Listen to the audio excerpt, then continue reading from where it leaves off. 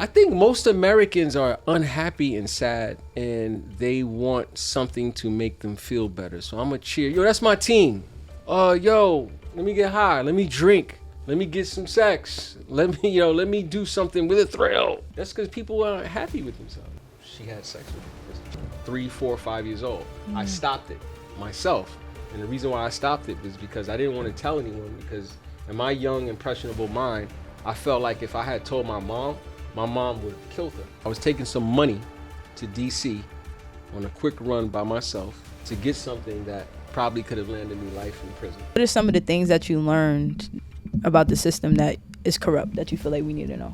Yo, we dance and move to music where cats are talking about killing the ops. That shit is soul. Like, people are becoming millionaires off of that. Because I'm on trial right now in the feds representing groups of young black and Hispanic men charged with RICO charges for doing the same shit that we dance to on the song. Cats in the car, the money phone, the face, the hammer with the extendo on it, the video, the gram, or the live. Yo, nigga, yeah, you bitch ass nigga, I fucked your bitch. Yeah, we kill niggas.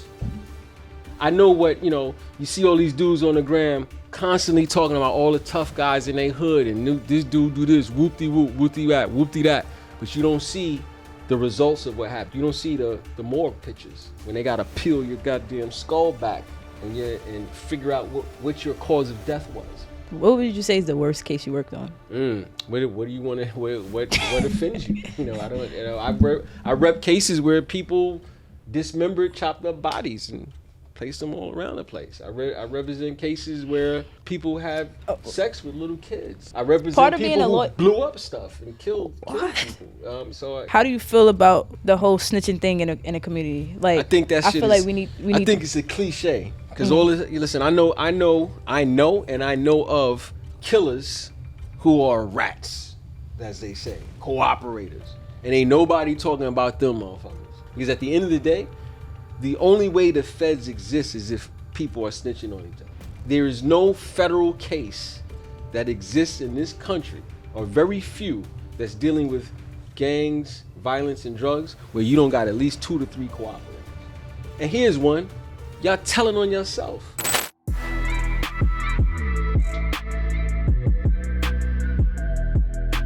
What's good, y'all? Welcome back to another episode of the Young and Dumb Show.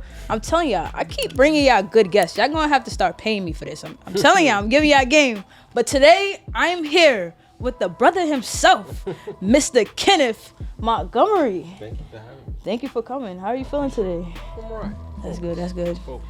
Nice fresh cut on the beard. I see it. I was in court this week. Oh, okay. I didn't go to court looking raggedy. What is there like a little science behind that? Yeah, I think presentation is everything. You're dealing with the legal system. You're dealing with a system. It's the rule of law.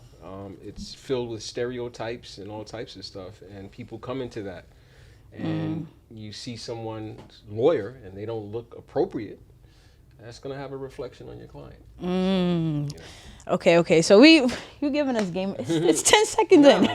We 10 seconds in. All right. So we about to get into it, right? So here on the Young and Dumb Show, we speaking to Gen Z, right? Okay. So that's young people. Could I speak to that really quick? Oh yeah. Gen Z, millennial? What's some of? I don't know what I am. There's baby boomers. Boomers. I'm none Gen of that. X. All of those words are creations of Madison Avenue in corporate America to socially control people and to commodify their lives and sell them stuff. And I'm very hesitant in diving into that, because I think with each generation, you're picking up from the previous generation the same legacy and issues. And when we're talking about young Black people and Hispanic people who have been purposely marginalized in this country and continue to be, you're kind of, as a, what are you guys? Gen Z. Gen Z? Yeah. You guys are still dealing with the issues that your parents dealt with. Yeah. They just come at you in a different form. Yeah. So if you really start believing these Madison Avenue people prescribing to you that, your lives are so much different than your parents, it kind of causes, I think, a divide. Yeah, I agree. Regards. Yeah. So I don't. I agree. Good point. I agree. I think, when I use it more with the connotation of like, because we go through some of the same issues as our parents, right? And people who may be older than us, we should understand how we can handle it differently. Absolutely. You know what I'm saying? Yes. And I think, and this is something that every generation suffers from. Yeah, you know what? Doing your scholarship and your history about your own family history and what happened in the past, that gives you the information and the tool set and the critical thinking and the wisdom that you will need to navigate your present world. That's a fact. And we don't, it's unfortunate in my generation. I hate people who wag their finger. My generation was no different. I always hear people say, back in the day, no, back in the day, the same shit was happening. Yeah. People were getting killed more, actually, back in the day. But, it's, I think it's very important to understand that, the way you solve these really complicated, challenging problems is scholarship and understanding what happened. And the reality is that from my generation to yours, some of us know more about celebrities and stars that we never met than we know in our own family. Or about ourselves. About ourselves. You just dropped the jewel. But I guess, okay, so let's speak to that. Why do you think that is? I think it's a number of reasons. I think to be American is to lose yourself, and you have to. It's a lot of distractions in America. And America's, it's not a terribly driven place on education or critical thinking. It's a place that's really based on spectacle and entertainment and consumerism. And as a result, people are not invested in their own, I guess, growth and evolution. So what are some of the ways that you feel like young people can learn themselves, be invested in their growth? Like, because what does that look like? Because I really feel like when we really think about it, it starts in the school system, right? Because it starts at home. It starts at home, and then the school. The neighborhood. It starts like in the system, right? So if the system is not designed to teach me how to grow, teach me how to learn about myself, what's the stepping point from now? I realize I'm kind of messed up. I think what's the turn? What did I do after that? I think you have to, first of all, acknowledging that is called self-reflection, right? And self-reflection leads to accountability, right? And I think once you acknowledge that, wait a minute, something isn't right. I think if you're a courageous person, if you're a person who believes in real evolution and growth, you're gonna do something about it. So now, what do you do about it? I'll give you an example, right? If young black kids your age got totally distracted from this pop culture shit, and I don't mean stop loving music, stop loving art, stop loving fashion. I mean stop letting corporations dictate to you what's hot, what's meaningful, what's real content. In other words, imagine if your generation said, that shit is corny to get a record deal. That's corny. Only suckers do that. Because the real shit is to be revolutionary, and we're gonna go, it's independent, we're gonna produce our own music. We're gonna go to the hood ourselves. I'm from Brownsville, I'm gonna do a concert in Brownsville every week. Then I'm gonna get up with my man over there. We're gonna do a concert. Seth Low gonna have and you start pulsating that creativity and that intellect within. And then you decide how you administer your art and your thought without the labels. We would have more control of our destiny. But everybody want to get popping because their eyes, the spectacle. I want to get a deal. You get a deal. Pull all those people who got deals in here. See how happy they are. See how much resources that they really control in their community. They don't control any. But okay, the contrary to that will be that you said it, like media trains us to want the stuff that's popping. Yeah. And everybody ain't gonna make it though. It's a mindset thing though. Yes, it is. But how do we change the minds of the people so that they want different? I think people have to be awake. You can't get anyone to start making better decisions if they are still asleep. you have to jolt people with truth. People have to be awake. And unfortunately, not everybody going to come along. Some people are going to go along with that ride. Because listen, whiteness is very powerful. Like we don't understand how most people, it's not just your generation, my generation, they really don't know the history of America. First of all, America is not that old. It's a very young country. And it's an empire. It's not a country, it's an empire. An empire is totally fixated on power. And when you start thinking about us, all the people in this room, people who have a rich history, this country didn't appreciate that.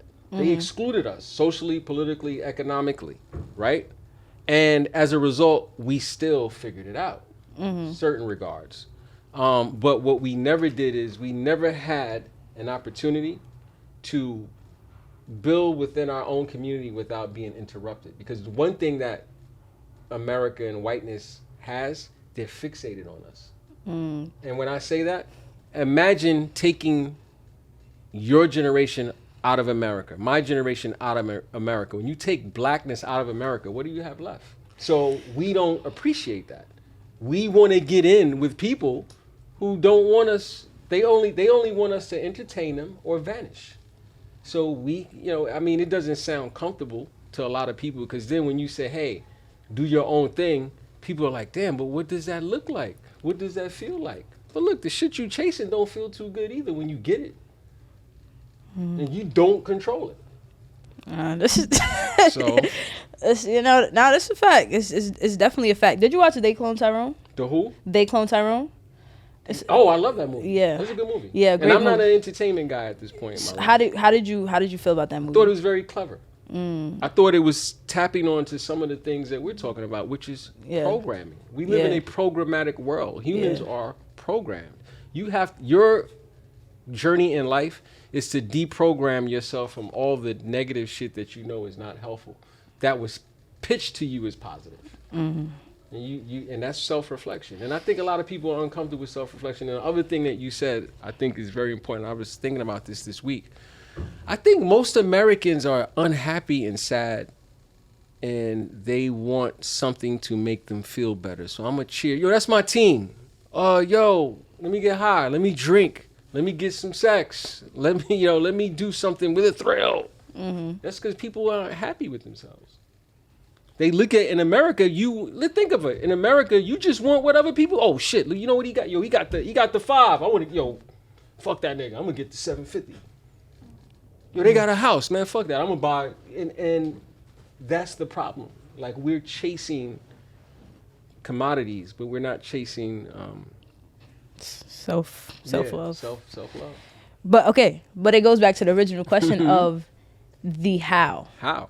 Like, I like to just speak to myself. Like, I realized that I was programmed, and once I realized that, I was like, no, I want something different. But right? you've been bright for a long time. I met you how many years ago? 2020, 2021.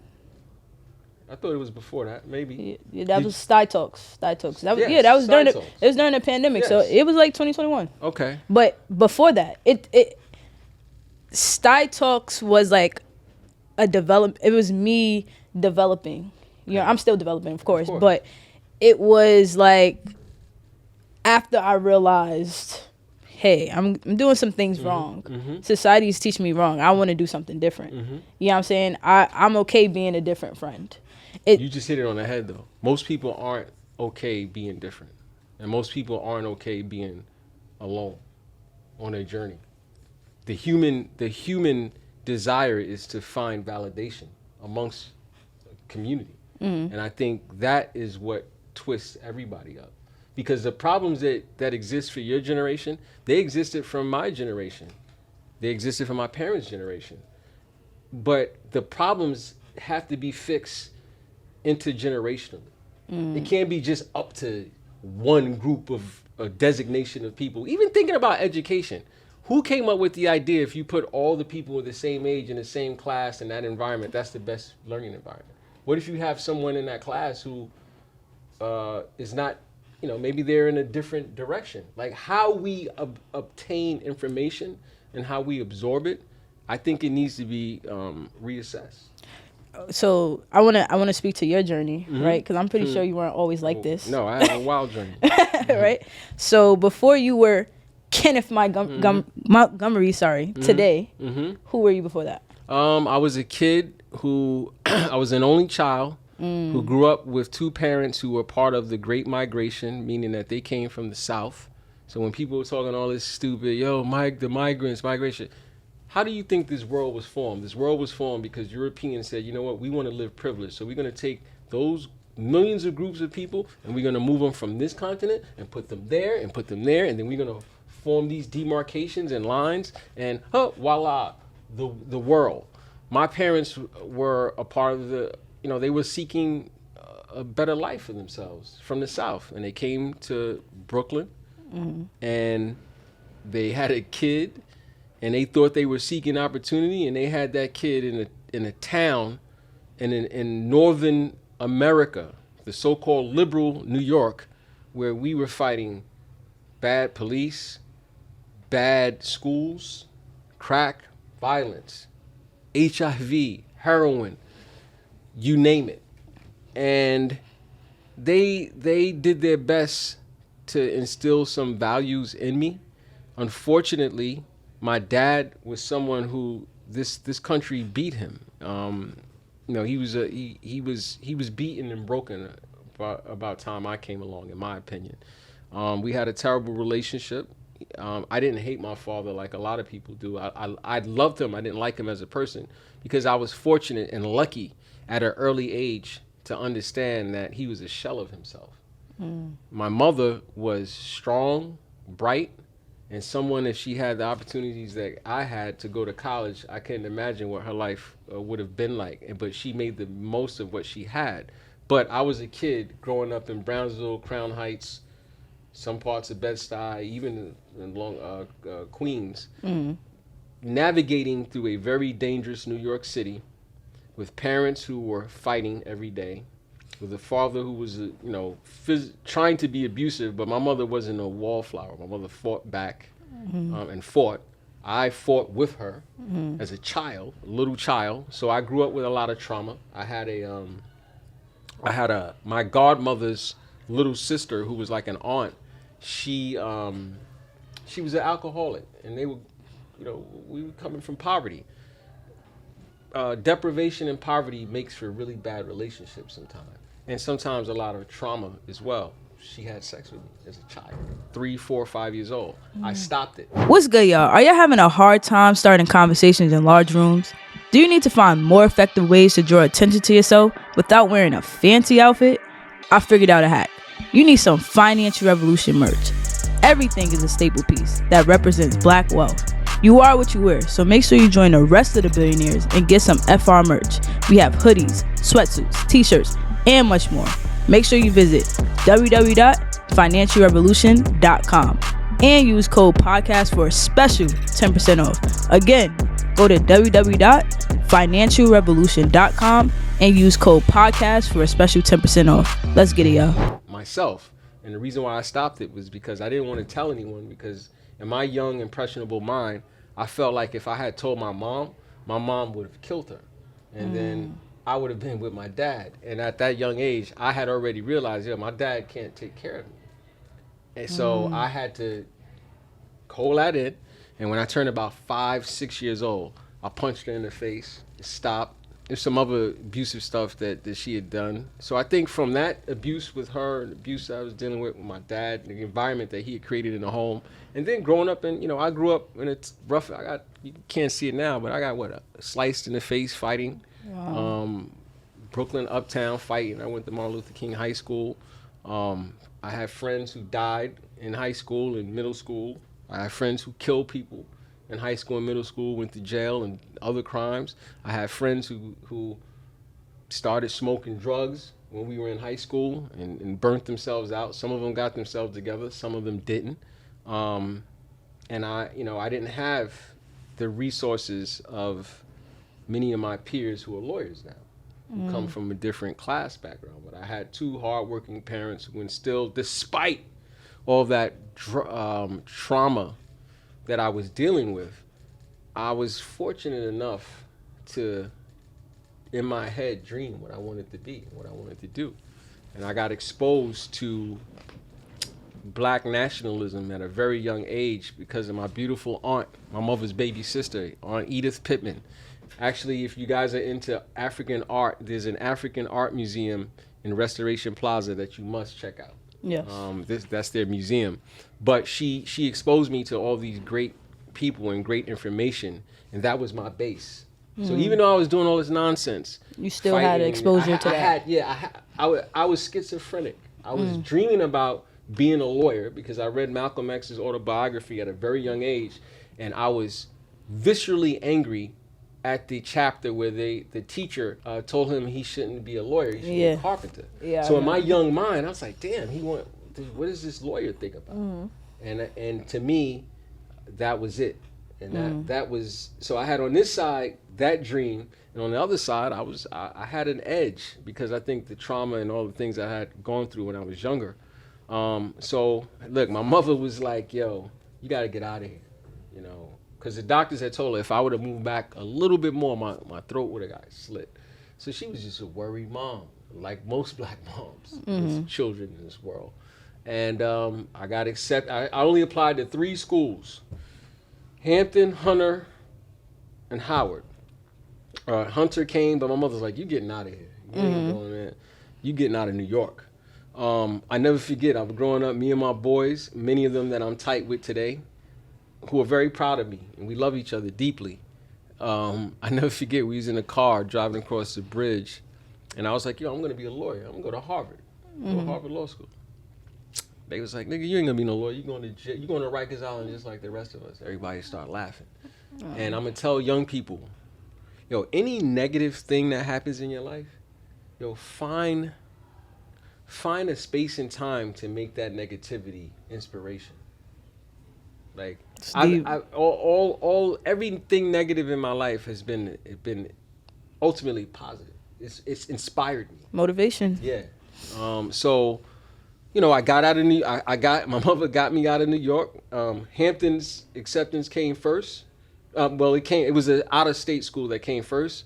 She paid $900 at the time, which was a lot of money in, I guess, 1989, 1990, whatever, 1990. And then Howard's came. I was like, I want to go to Howard. She's like, listen, we don't got an extra $900. Take your ass to Hampton. If you like it, no issue. If you don't, transfer. And I had never been on a college campus before. Like my aunt, Edie, I told you about, she bought me a book called Your Ticket to Law School in 4th grade. And when I was in high school, all my friends was hustling, shooting, fighting, doing all kinds of shit. I knew my limits. Yeah. I had a point that where I was like, all right, I'm out now. Word. And I wasn't a sucker growing up, and I don't mean that. I mean that in the sense that I was okay with fighting. I was okay with all right, I'm still out. And I guess I got to Hampton, and I was like, wow. But in high school, I studied for the SATs myself. Did very well for someone who had no tutor or anything like that. I graduated Martin Luther King High School, and I'll never forget, I got to Hampton, and that was the first time I had ever been on a college campus. No, you know what? That's not true. They wanted to put me in special education in kindergarten because the school wanted to do it. And a teacher pulled my mom aside and said, you know what? Don't do that to your son. Don't let them do that to your son. He's really bright. He just finishes really early, and then he's just having fun, getting in trouble. She said, yo, take him to get the gifted and talented test. So my mother, with the help of the teacher, brought me to Brooklyn College, and I think I was in 2nd or 3rd grade by the time I took the test. And then all of a sudden, the same school administrators that was like, he's special education material, was like, yo, he should be skipped. Wow. So I always questioned all of this shit. So when I got so I took the test. I say that to say I took that gifted and talented test at Brooklyn College. But when I got to Hampton, that was the first time I really was like, wow, this is a college campus. And I was by myself. You know, growing up, people wouldn't have, I had friends who were growing up messed up, just messed up conditions. They're way smarter than me and brighter than me, but mom may be on drugs, dad may be on drugs, somebody may be dead or incarcerated. They didn't have the support that I had. When I got to Hampton, I grew up, I was fresh growing up. I always, I was that kid growing up. I dressed, I like, at a certain age in Brooklyn, people understand what I'm talking about. Yeah. And I got to Hampton, these rich black people, and not from drugs. And that was a culture shock for me. Like, I'm dating girls who 18 years old with a legitimate Benz. Like, it ain't from drugs. I was like, how did this shit happen? And the same guys that my mother thought she was pushing me away from because she didn't want to see me go down that road, they was in Virginia hustling, getting money, doing the same stuff they doing up here. So I got caught up. I was who I was. I got I've been in trouble before. I've been arrested. I was on federal probation in law school at 22 years old. Wow. Because I got in trouble when I was 19 years old. So, I have a story. Yeah, I'm not wagging my finger at people. No. So I just want to ask you, right? Because I know there's going to be a kid listening going through the same maybe worse situations. What kept you, like, I know you spoke on, like, all right, you also did have exposure and you had, I traveled a lot. You had a you also knew otherwise existed. Yeah. But I feel like we have social media these days, so we know otherwise exists as well. You think? I would say that, it's nothing like being there and seeing it. So there's definitely a difference there. But you had a choice to make. Yeah, no question. What made you decide, like, I want to do something else? I don't want to live this life for the rest of my life. Like, you want to hear you want to hear the moment that I was like, all right, yeah, because look, you could have said, like, you know what, like, this law stuff is cool, it's something I really want to do. It's like, listen, I was running around with dudes who were making a lot of money in millions. And if I wanted, ultimately, most of them blew it. Many of them are gone, dead, incarcerated. Some of them are chilling now, good jobs that you would never know. I think ultimately, I'm gonna tell you what it is. That base and foundation that I had of what happened to black people and our history from Africa and being introduced to the Malcolms and the Garveys and the Ida B. Wells and Elaine Browns and the Panthers and Fred Hamptons, that gave me, it was undeniable what that gave me. So now, I'm going to be honest with you, every time I got in trouble, I knew I was going to get in trouble because I felt it. I felt I was doing something I shouldn't have been doing. Yeah. And the moment when it just finally stopped, so it was two incidents happened. I was taking something that I wasn't supposed to be taking. No, I was taking some money to DC on a quick run by myself to get something that probably could have landed me life in prison. I got that. I got home. It was so stupid. And I got home. It was from Virginia to DC. I just went, got the money, got where I was supposed to pick up, back in the V in my crib. And I'll never forget, I sat down and I started, like, I felt depressed. I felt dark. So I was like, you know what? I ain't doing this shit. I'm done with this. And Cass was like, yo, I was like, nah, I ain't fucking with him. I'm done. And then, but I still wasn't done. I was still getting in trouble. So then I just wasn't doing that. So then I got in trouble I came up, it was a break from Virginia from college when I was like 20 at this point. And I came home and me and he's like my god brother, he was one of my best friends, Babatu, we had gotten arrested for some dumb shit in Manhattan. It was dumb. It got dismissed. We got arrested, but we got arrested. I was on me and him both were on federal probation at the time. And I never forget, I got, his mother got us out. My mother didn't come. I had the moms who would be up till I came home, whether it was 6 a.m. or 9, 10. Like, yo, she ain't come get me. So I'm like, all right, cool. Got home. I'm in my room My mom is wild. My mom's the type of mom, she would pick up a shoe, pick up anything. Like, that's who she was. So I hear her coming. I was like, oh, let me move trophy. Let me just make sure You get my good? shit straight.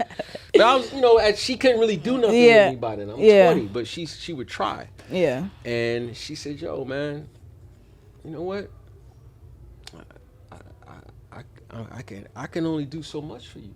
I pay your legal bill. You talking about you want to be a lawyer, but you messing up. And I want you to get it together, but I can't get you together. And she's like, I hope you get it together though. And she left. I was ready for her to and I think the shock of that, it tripped me out. Yeah. And literally she left and I started crying out my face. Mm-hmm. When I tell you, you guys wouldn't know, it was a cartoon back in the day, Fantastic Four, and it was a character called Ben Grimm. I don't know that. He was made of brick. Mm-hmm. He was a brick. He was made of brick. My face broke out like that. And I'm looking in the mirror and I'm just staring at myself and I'm like, what the fuck? And that was it for me. Mm. That's what. So how old were you? I was 20. Wow, 20 years old. Wow. That's so did you graduate? Years ago. Did you 31 years ago. Wow, you look good. You look good. Did you graduate from Hampton? I graduated from Hampton. Okay, HBCU. I had scholarships to some of the top law schools in the country. One of them being University of Michigan, which at the time I think was number 10 in the country. Wow. They gave me a scholarship for the first 2 years, which anybody who knows law school, that's a big deal because law school is very expensive. Yeah. And to show you how your consequences or your actions affect your consequences. I was the first to go to college. I was the first lawyer or trying to become a lawyer in the family. And the advice that I got from a great professor, I mean, in hindsight, he was wrong. But he said, yo, you should forego the scholarship and go to a school in New York because they'll help you get admitted since you're going to have issues that, you have a federal record. Mm-hmm. And I followed his advice. I can't say he was wrong. It was wrong advice, but I'm not mad at what I did. I ended up going to Fordham Law School in New York. I came home, but you know what? I should also say I wanted to come home. I had always been worried about my mom because of the domestic violence in my house. So I was always like thinking about, is my mom okay? Yeah. And lo and behold, I left college and I knew what was going on between her and my pop still fighting. And lo and behold, it was still going on by the time I graduated. So I was like, I can't go away again another 3 years and leave my mom, in that spot. And so I went to Fordham and I did 3 years at Fordham Law School and then I became a prosecutor. Wow. I was a DA. Defense attorney. I'm a defense attorney. I was the guy putting you in jail. Yes. So that speaks to one of my questions, right? We're going to get back to the law thing because I know a lot of young people want to be lawyers. Mm-hmm. But how did you feel being a prosecutor? Because, a lot of times in the black community, you're deemed like a snitch. So you're working with the ops. Me, you got to think, for me, I wasn't the kid who was sitting in the house. I was a kid who was outside. So you could have been prosecuted. So listen, yes. So I had credibility amongst my peers and could. My people who I grew up with in Brownsville and Crown Heights and the East and Harlem, they were proud of me.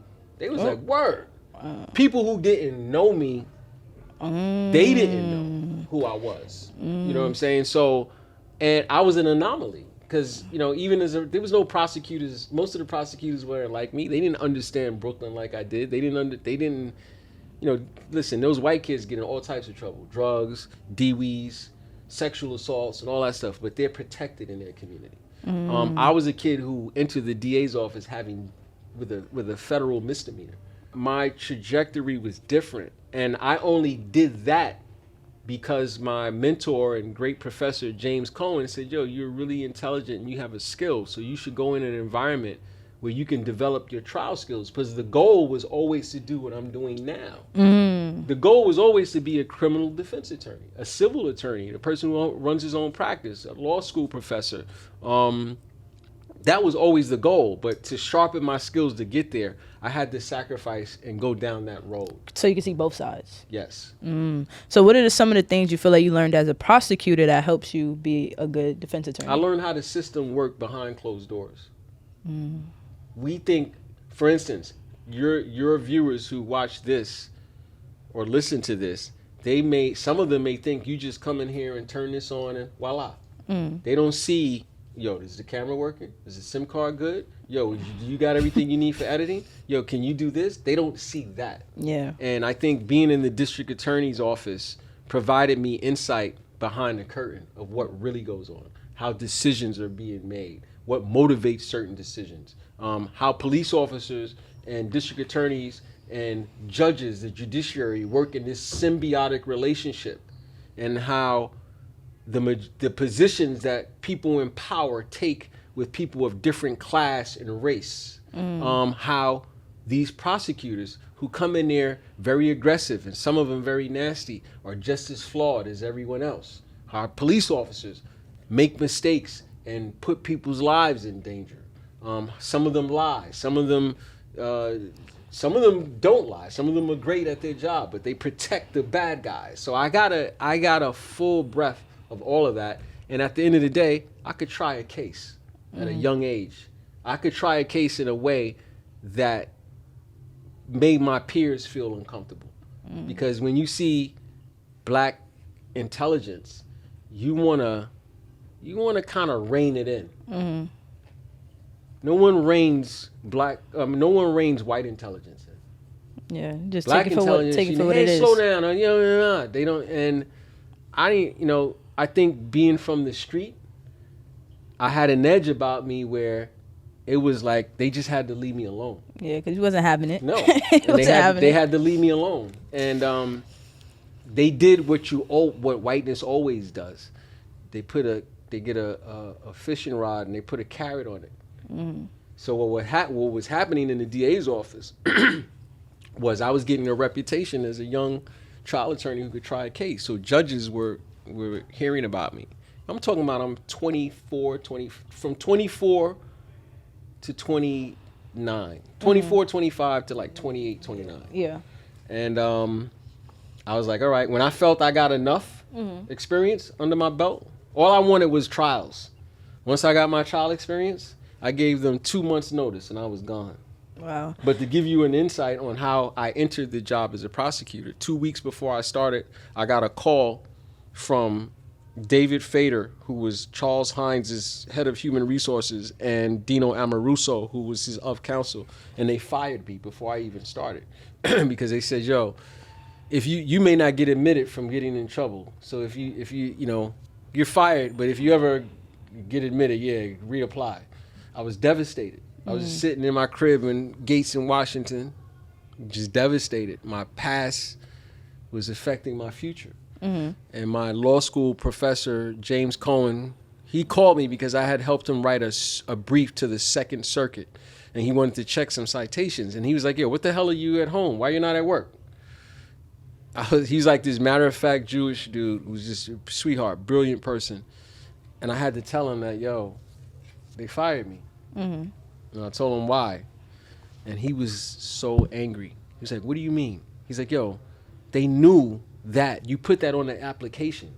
And they had people in that office who had DWs or done way worse than you that they hired. And he said, you know what? He said, I'm going to call you back. Yo, he called me back. That was like a Monday. He called me back Thursday and he said, Kenny, they're gonna give you your job back and you don't owe them shit. Go in there with your head high and do your thing. And that's how I stepped into the DA's office. So I had no fear. What do you think, as a prosecutor, right? Did you ever feel guilty at any point representing, like? No, I never felt guilty. I mean, prosecuting felt people. bad. No, you can't. How can you not? It's like being on the slave ship. Listen, first of all, when I got the job, I was mistaken for a defendant by judges, by court officers, some who look like us, by some of my colleagues. Let me ask you this. What are some of the things that you learned about the system that is corrupt that you feel like we need to know? I mean, listen, I think all the information, the corruption lives in public. It's a classist, racist system that systemically, institutionally excludes us. But break that down to our people. Like, There's laws that created the exclusion.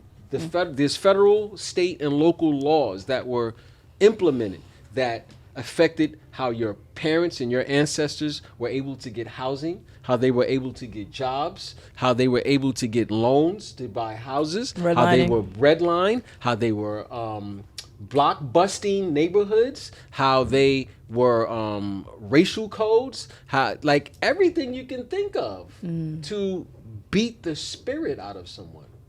You'll beat the spirit out of them so bad, and this is what's going to mess a lot of people up because it's hard for them to accept. What other culture of people get down with art and music that is genocidal? And what I mean by that is, we dance and move to music where cats are talking about killing the ops. That shit is soul. Like, people are becoming millionaires off of that. And this is 2024. That shit is some diabolical shit to me because I'm on trial right now in the feds representing groups of young black and Hispanic men charged with RICO charges for doing the same shit that we danced to on the song. So how diabolical is that shit? I saw how this system enables that and how it maintains that. So, okay, let me ask you this. How you feel about Young Thug's case? Stop playing. You playing around too much. Like, you want to do something, you want to make the money, you want to build wealth because it look cool, but you're not serious. Because you know what I got. And I got something for you. The Blueprint for Investing, Volume 1, created by me, Aaliyah Duah. It gives you a step-by-step guide on how to get started investing in the stock market. See, if you want to really build wealth, you got to put your money into things that's going to work for you, right? Because the job money cool, but you want to make the money work too, right? So it's going to give you a step-by-step guide, investing tools, the apps to use, everything. And the best part is, I know you don't like to read, so I only made it 28 pages. That's it, right? 28 pages, and you getting yourself some wealth of knowledge. So make sure y'all tune in, get your copy today, and go to financialrevolution.com. Let's get it, y'all. Back to the episode.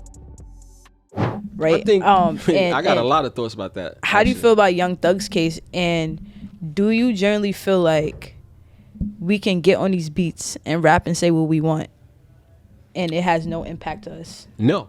Everything you do in your life has an impact on you. And if you, listen, you know what I did today? Today I did a CLE at some firm. What's a CLE? It's like a continuing legal education course. Like I conducted that with some other lawyers this morning. And then I went to a federal jail where I spent 5 hours. And I only saw 2 clients today. I got to go back tomorrow morning, 3.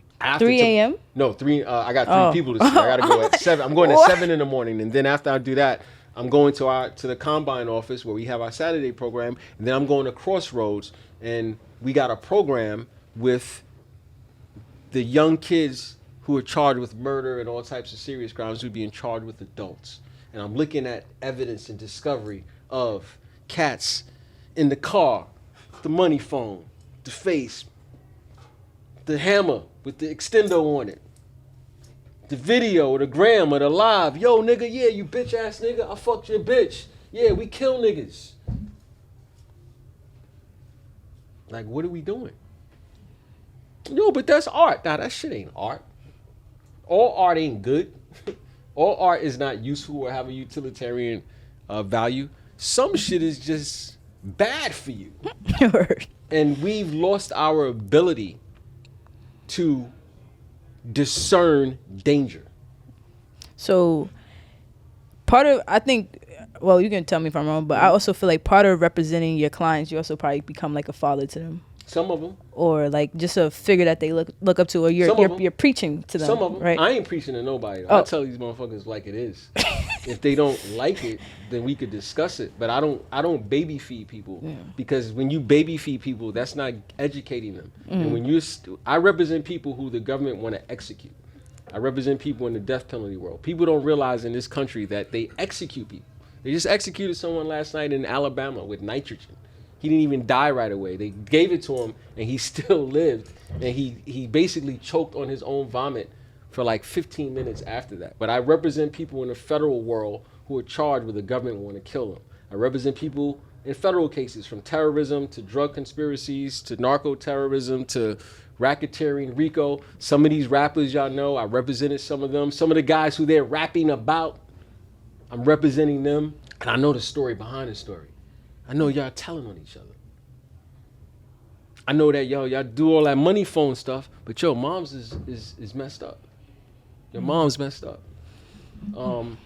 So it's like I know this. I know what, you see all these dudes on the gram constantly talking about all the tough guys in their hood and this dude do this, whoop-de whoop, whoop-de that, whoop-de that, but you don't see the results of what happened. You don't see the morgue pictures when they gotta peel your goddamn skull back and figure out what your cause of death was, and your mom's is crying, and you peed and feces on yourself because your body just left itself when you shot. So I'm not into giving false imagery or false ideas or delusions, because I've learned that your generation, my generation, a lot of us are living in a delusional world and trying to make intelligent decisions based on the delusion. That shit is impossible. So what do you tell your clients? Like, the truth. Yep. Okay. And how to listen. I'm a defense attorney. I have a reputation for doing well in the courtroom. I'm gonna do what I gotta do, but at the same time, I'm gonna tell you where we messed up at. Because you have some guys, they don't listen. You got some guys who are paid a good lawyer, but they go in jail and listen to the jailhouse lawyer and make a dumb decision and screw their life up. So, I tell them the truth and I give them the information so that they can make well-informed decisions. Because some of them they're at a crossroads. What would you say is the worst case you worked on? What do you want to? What offends you? I don't. I rep cases where people dismembered, chopped up bodies and placed them all around the place. I represent cases where people have sex with little kids. So I represent part of people being a who lawyer blew up stuff and killed people. So I don't know. So, okay, I have two questions. Are you ever scared being with some of your clients? No. Why?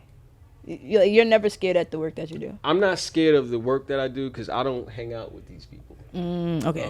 I represent and I some of them are my friends, but I know what separates church and state, but I treat people with respect. That doesn't mean that I don't get into it with certain people. I've had some situations. But for the most part, very few. Okay.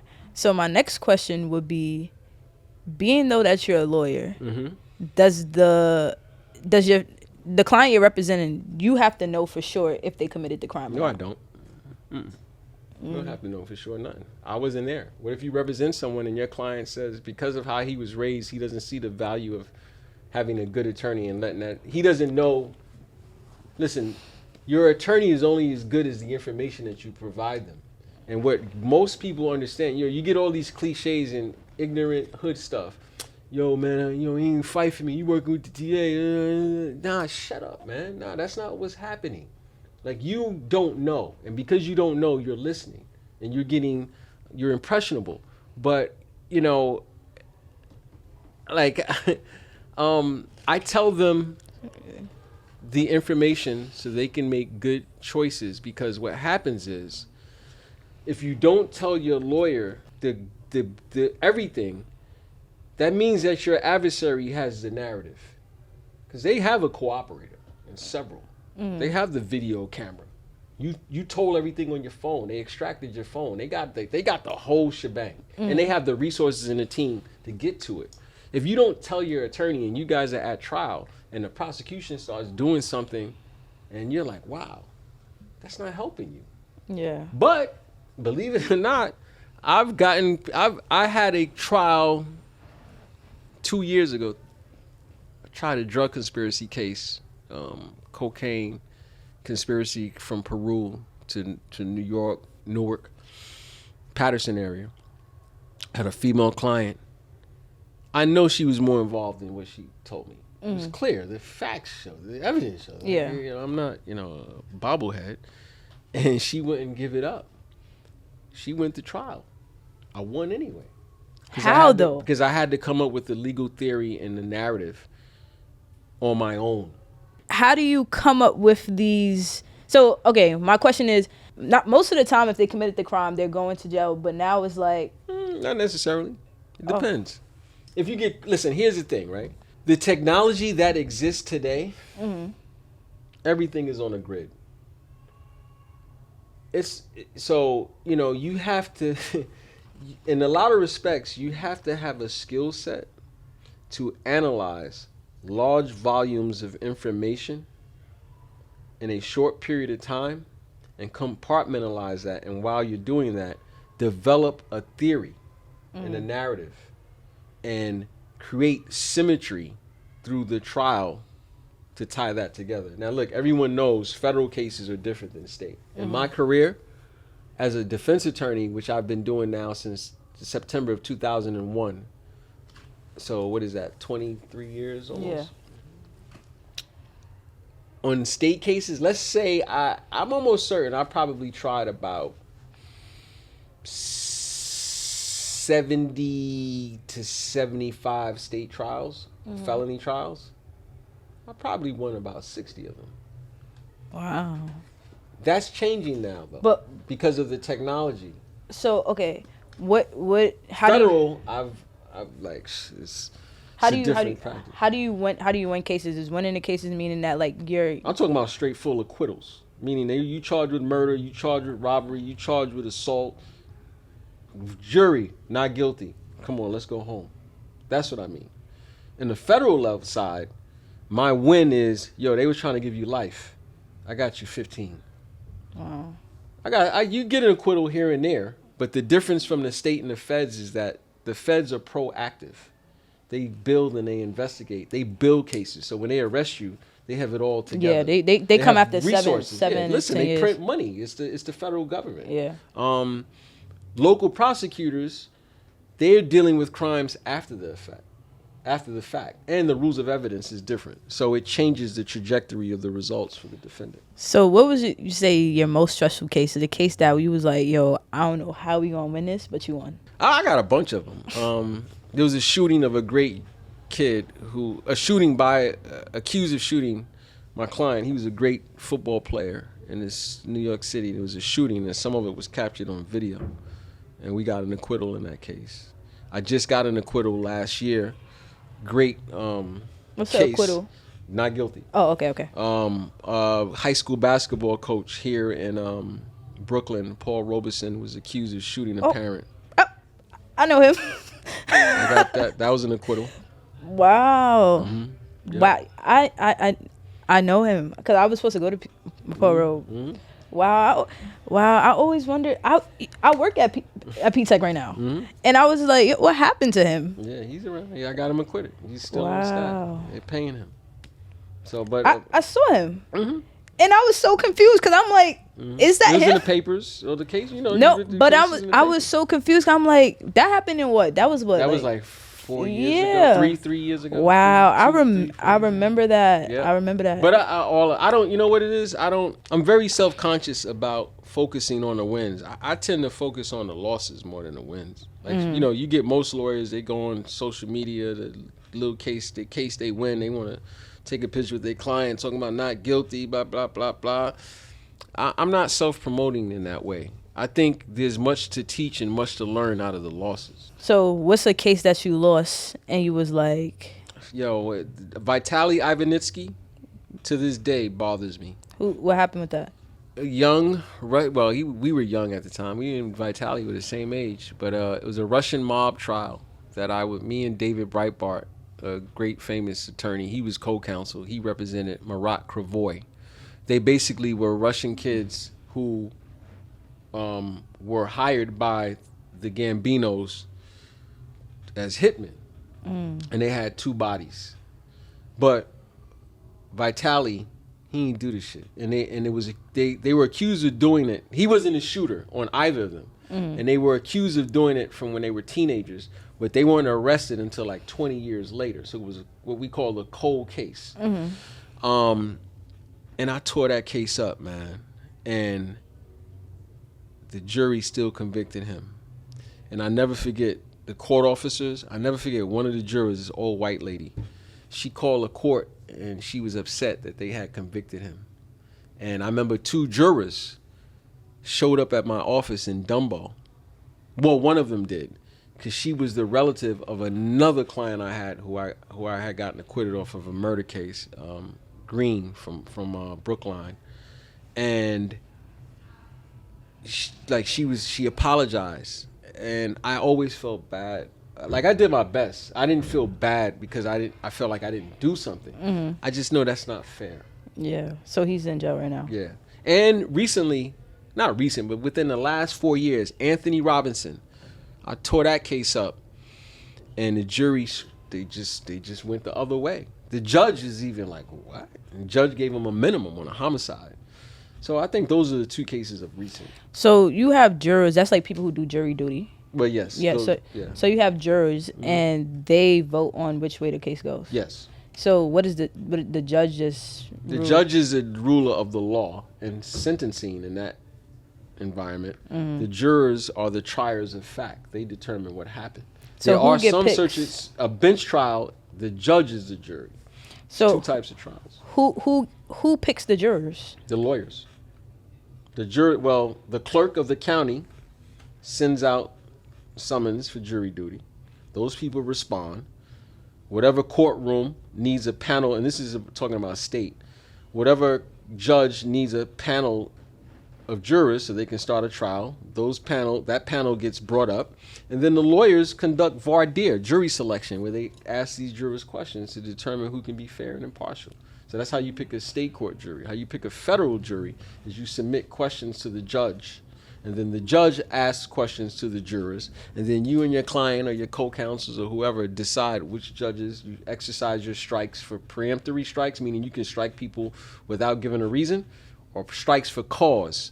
People say, you know what, I hate black people, or I hate people who are all ugly. You strike them for cause. So that's how juries are selected. That's a long and short. Wow.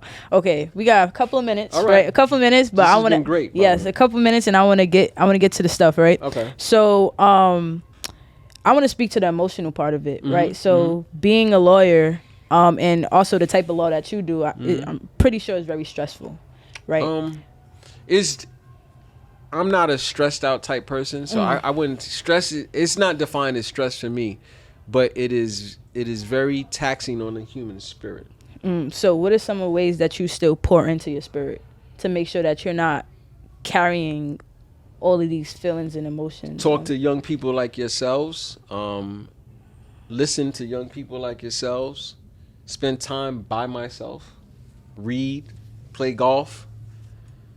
Go to the gym every day. I do a lot of reflecting and thinking.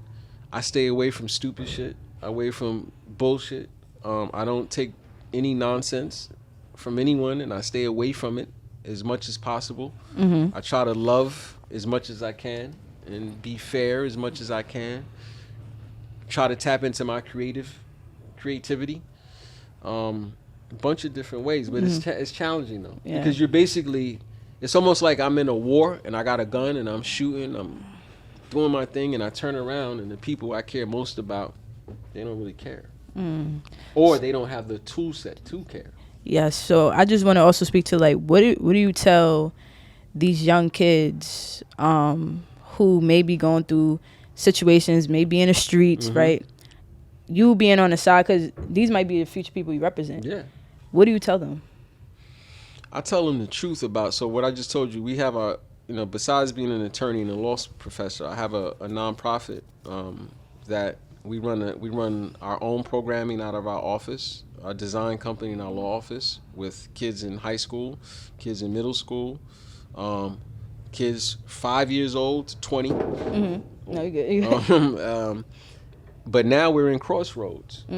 So I'm taking those experiences and the knowledge that I have, and I'm going in the crossroads trying to kick it with these young people to hopefully be a spark of reflection, so that they can understand, like, yo, you don't have to do that. You know who the real ops is, so that you do I'm trying to offset that the best way I can, and I think the basis for it is education. So what do you feel like they need to hear though? Like, They really need to hear the truth about what's going on. They're giving a lot of bullshit. So like what's that's what I'm saying. Like what's the truth? Because I had one of my students, right? I had a student who started rolling up in class. That's crazy. Rolling up weed in class, and I'm like, yo, bro. Yeah, what are you doing? There has to be something seriously wrong with you. What's your border? Like, what are you doing? Like, there has to be something seriously wrong. Did you have a conversation with No, him? conversation, and we had a deep conversation. What was his? I'm curious. We had a deep conversation, and he was like, you know, like, he said I'll just be doing anything. He was like, but there's a reason why. He broke it down. Some pain. He broke it down. He said, like, to tell the truth, and we had this conversation in front of the whole class actually, and it was such a beautiful, and it was such a beautiful dialogue. Like, it really warmed my heart. He was like, you know, I was in like I think he said 6th, 7th grade. He was like, my brother got killed. He was like, that's when I first. It's trauma.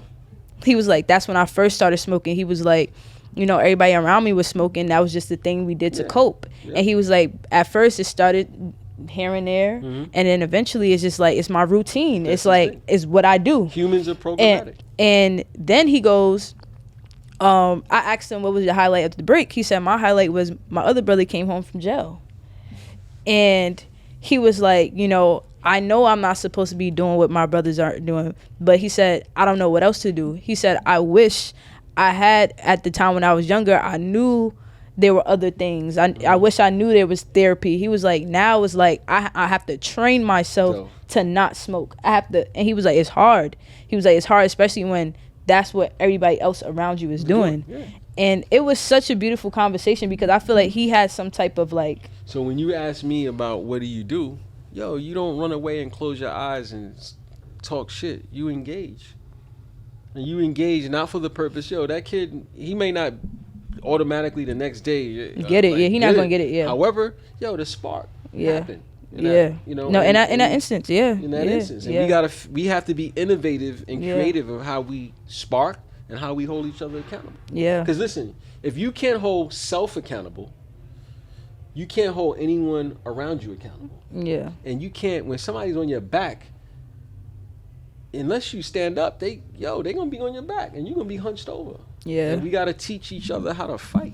Nah, yeah. It was such a beautiful thing though. And I think like I love speaking to people who do stuff like that because I think that we're able to have a dialogue where I'm learning from them, they're learning from me. That's the only way. And I feel like that's how we really learn, because now it gives me another point of view on how to approach the situation. Yep. You get what I'm saying? And that's why I'm very mindful of, I tell people, young people, I for instance, I have 3 children. I have a 20-year-old, I have a 20-year-old son, a 16-year-old daughter, and a 14-year-old son.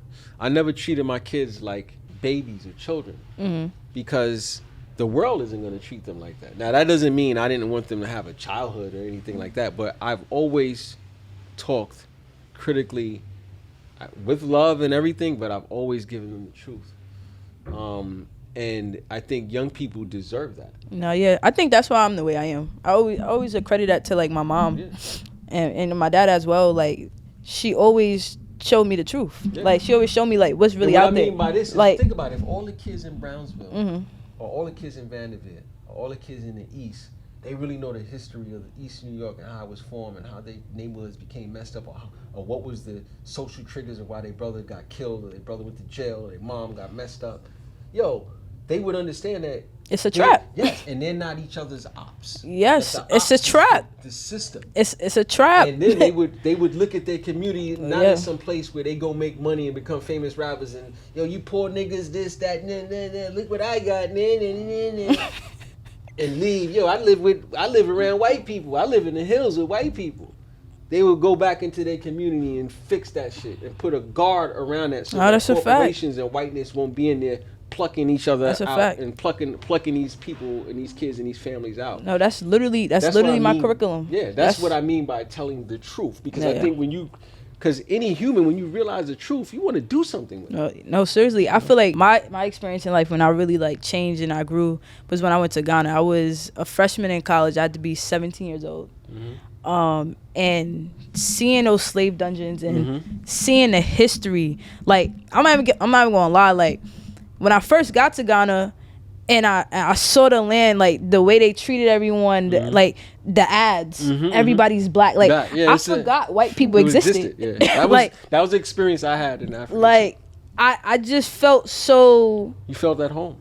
And in love with who I was. It gave me a sense of like purpose. But I was still like in a young mindset then. Like, I remember we were doing it's like a walk where it's called the last bath. So that's the last bath that our ancestors were able to take before they got shipped over to America, right? The last bath ever.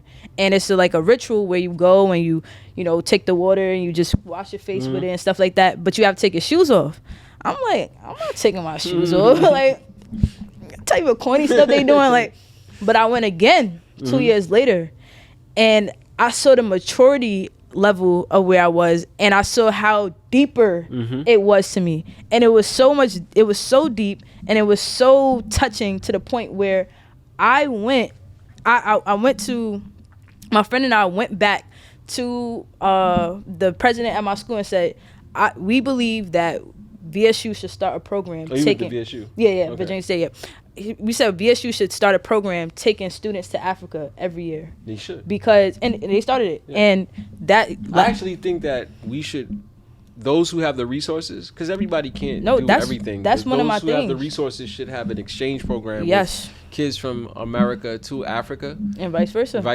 Yes. I think that's something and they started that. And I think we should be doing. I think every hood should be doing that. No, we started that. And that's one of my goals personally too. Like, I just knew, like, all right, I couldn't do it personally. But I'm like, what do I have now? Yeah. Right? So that and was not like. just Africa. I think there's I've been to other parts of the world. Yeah, Asia, Brazil was important too. Brazil was beautiful. But Brazil has the largest. Descendants of Africans. Exactly, right? Like, these are important places, and like just the shift that you feel and what you see, like when you said that, like, learning from Malcolm X, Marcus Garvey, the Black Panthers, I felt that, because literally when I ever need some motivation, some inspiration, I'll look at them. I watch them. It gives you another sense of worth. And even beyond. Listen, all you young people out there, I know you know all these white scholars and all that other stuff, for those of you who are into that, but figure out who Dr. John Clark is. Figure out who Dr. Ivan Sertima is. Figure out who Dr. Joyce DeGruy, Dr. Francis Welsing, Arturo Schomburg. Go to Africa. Figure out, what the Stephen Biko and all these incredibly, Franz Fanon, all these incredible people, men and women, have contributed. No, seriously, to our existence. Yeah, and I feel like one of the things I really teach my students, I'm like, y'all, like, everything you don't learn is everything you need to learn, and you need to question that. You, like, I tell them, I'm like, ask yourself, why are you not learning about financial literacy? There's never a time. Why aren't you learning about politics? None of that. It's never time for you not to learn. Like, why aren't you learning about powerful people who look like you?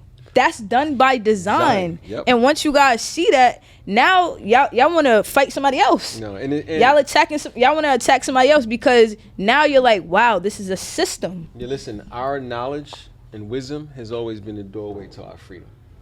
And that's just the bottom line. And we have to see the world through the filter of that, our own innovation, and not a foreign. Yeah. Oh, that's fact. You know? All right. So real quick, I just want to get through these other questions real quick. I got the answer for young thugs. So I want to know. Okay.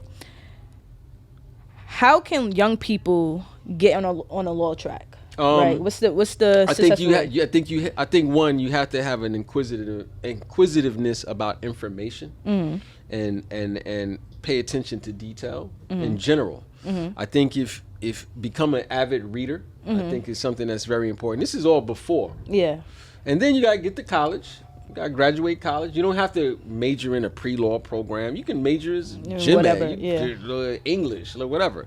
But I think you then have to think about law school and what law school. So then you graduate college, but before you graduate, probably your sophomore year, I don't think it's never too early. I think anyone interested in law, even if you are in 4th grade, 8th grade, 10th grade, 11th grade, 12th grade, freshman in college, get the LSAT book. the law school aptitude test. That's the equivalent to the SAT for law school. So you can familiarize with the test, because the test isn't a test of your intelligence or brilliance. The test is test taking. Test taking is biased on many levels. Yeah. But if you do it a lot, you figure out what it is. So you should be doing that. Go into these courtrooms, or go into, pick up a book, pick up a magazine about the area of law you're interested in, or any law, any section, and familiarize yourself. And then take that LSAT while you're in your junior year of college, and start applying. So, okay, what's some skill sets that you need? Well, you spoke about being a good reader, but what makes a good lawyer? Oh, it's not a one size fits all, but clearly those things that I just talked about. You have to be able to think quickly on your feet. You have to be able to pivot in the midst of chaos. You have to be able to read the room really, really well.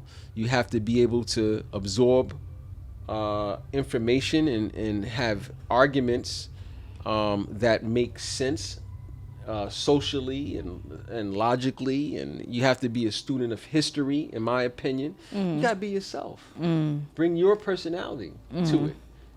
Yes. So what are 3 myths about law that you want to tell the people, young people? 'Cause I feel like a lot of people watch SVU and now they want to become lawyers. I think that most people don't understand the hard work that goes into wanting to be really good as an attorney. I'm a trial attorney. I've practiced most of my stuff is criminal. I'm known as a criminal defense attorney, federal, capital, state stuff. However, I've tried personal injury cases. I've tried breach of fiduciary duty cases. I've sued Bad Boy. I've sued. I'm sorry, you might have to edit that out. Oh, okay. Well, maybe not. I'm sorry. No. I'm good. Yeah, all right. I've sued entities. I've sued corporations. Rockefeller. Rockstar Games. I've done a whole bunch of stuff. Myths. Oh man. First of all, there's only 5% of the lawyers in the country are black. Really? Yes, it's not a lot of black lawyers. I don't know what myths are, man. I don't know. I gotta think about that. Okay. I don't just want to say anything. Yeah. Okay. How can we combat the criminal justice system without being a lawyer? Because you know how a lot of times people think that you being a teacher. I think us educating ourselves, listen, the criminal justice system is operating systemically. Poverty is generating that. A lack of information is generating that. The inability to control your environment is generating that. We have to control our environment. We have to teach our own children. We have to form schools. We have to form curriculums. We have to address the people who are tearing our community apart, and don't leave it up for police officers to do that. We have to address the things that we know are harmful, and we ain't addressing that. Until you address poverty and all those other things, and you're educating your own children, unless you're doing that, this cycle is just going to keep continuing. Yeah, very true. And just like, what are some of the things you feel like young kids can do now to change the narrative? The young kids have always been doing stuff in our community. When you go back and study the 60s and the 70s, it was teenagers and kids doing all that protest and getting bit by dogs. That wasn't the grown folks. That was the kids. So you could do whatever you think is creative and innovative, and you align yourself with similar-minded people. Do it. And listen, don't do it and like it's done. Do it and reflect and figure out, can we do it better now? Did we make any mistakes? Could we what are we leaving so that when we're dead and gone, those ancestors that we're never gonna get to meet, they can benefit and have a meaningful life off of something that we've done. And that takes planning. Yeah. And what would you tell your younger self? Everything that I just said right now, and I would tell my younger self to address the anger that I had when I was young, that kind of set me off in different paths, perhaps. I would have told myself to read more. I would have told myself to be more creative. I would have told myself, stop, get out of that cool shit. It's a bunch of people that cool shit prevented them from some great experiences in life. Yeah. So I don't know. That's a fact. All right, and my last question for real. We never touched on your thoughts on Young Thug. Yeah. I've been interviewed about this quite a few times.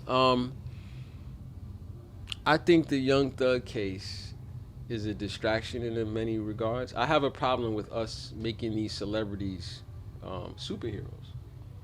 I don't. Young Thug isn't a superhero to me. He's a young kid who was talented and got lucky and became a millionaire, and apparently, you know, he has one foot in one place and one foot in the other, and you can't do both.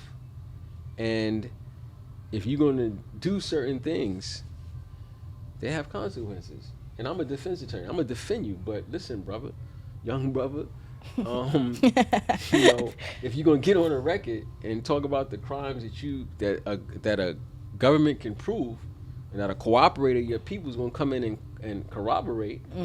Yo, that's what this game is. You know, he's not a freedom fighter. You know what I'm saying? We go around all day, free the boy. Yo, y'all know H-Rap Brown's still in prison. Y'all know there's some real Black Panthers. There's some people who blew up shit and really was like, yo, screw this. They really in prison.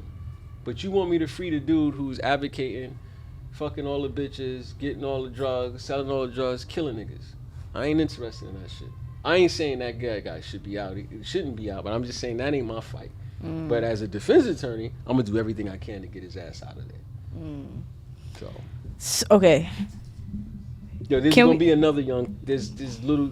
How many? Yo, it's so many. Yeah. How do you feel about the snitching? The whole snitching thing in a community. Like, I think that shit. I feel like we need. I think it's a cliche because all this. Listen, I know, and I know of killers who are rats, as they say, cooperators, and ain't nobody talking about them motherfuckers. They moving around. They come back. They come out of federal jail. They man, they homie, they relative. They give them work. They get money. They get right to it. Ain't nobody talking about them. I think people are very disingenuous and dishonest when they start talking about all this snitching shit and all that. Because at the end of the day, the only way the feds exist is if people are snitching on each other. There is no federal case that exists in this country, or very few, that's dealing with gangs, violence, and drugs, where you don't got at least 2 to 3 cooperators. And here's one: y'all telling on yourself. What do you think you doing when you go on social media? Yo, man, yo, word up, holla, I'm gonna get at when you threatening the ops, or when you on the gram and you flashing all that money and you still scamming and you hustle, and y'all get to the bodies. Yo, the prosecutor's using all of that shit, dummy. So snitching conversation, that shit real cliche and corny because ain't nobody being really truthful about it. So do you believe in the snitching ideal though? Like I guess. Listen, do you feel like people shouldn't snitch on another? I come from this space. If you doing something with somebody and that's what y'all do, y'all should hold yourselves down. However, I know people don't do that. They don't do it.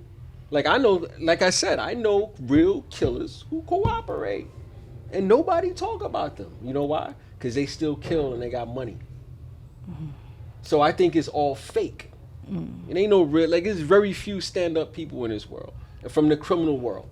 Look, yeah, you know who I had a great conversation. Y'all generation wouldn't know. It's a good friend of mine. He's like family. His name is Tut, Walter Johnson. If you listen to Tupac's songs, Gunshots to Tuck, now you stuck. If you go on Google and all this hood stupid shit, you'll find out who he is. Yo, Tut was like, yo, all that shit corny, man. Anybody out here promoting, I'll do this, I'll hack my hammer down, I'll do that, yo, that's some sucker shit. Because it's destroyed our community. And then when you get jammed up and these white people on your ass, now you talking about, yeah.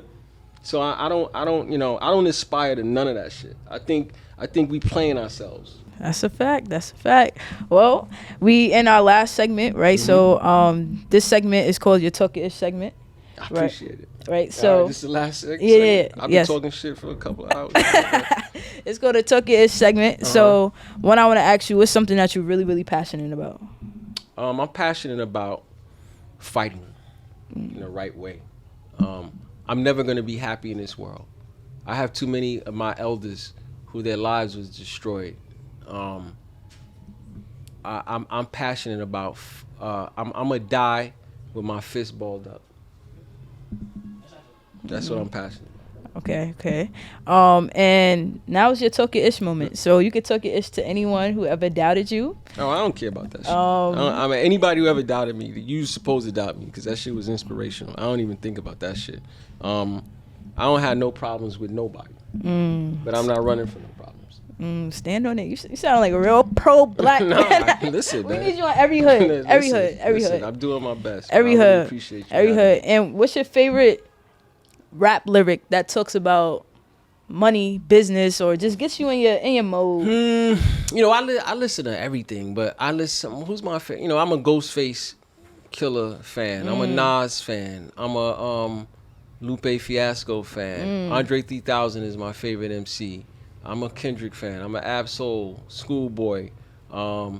Makami, Uncle John from DC, Raheem Supreme from Maryland, DMV area, Wi-Fi God. What else I listen to? Arm and Hammer. Them cats got heat. I don't know. Most Def. I get down with him. I listen. I like some of the Future shit as well. But that's not my.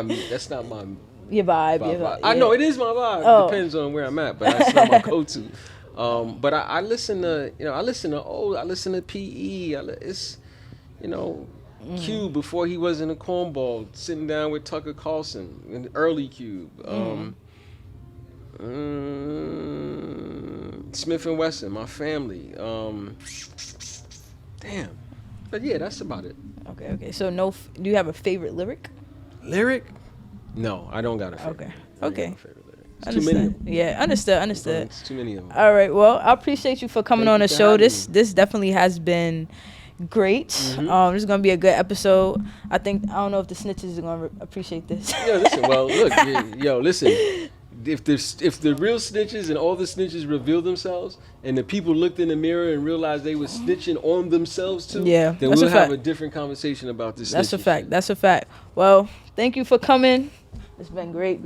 All right, y'all. Make sure y'all like, comment, subscribe, tune in to the next episode, and leave a comment. Tell us what you learned. Let's get it, y'all.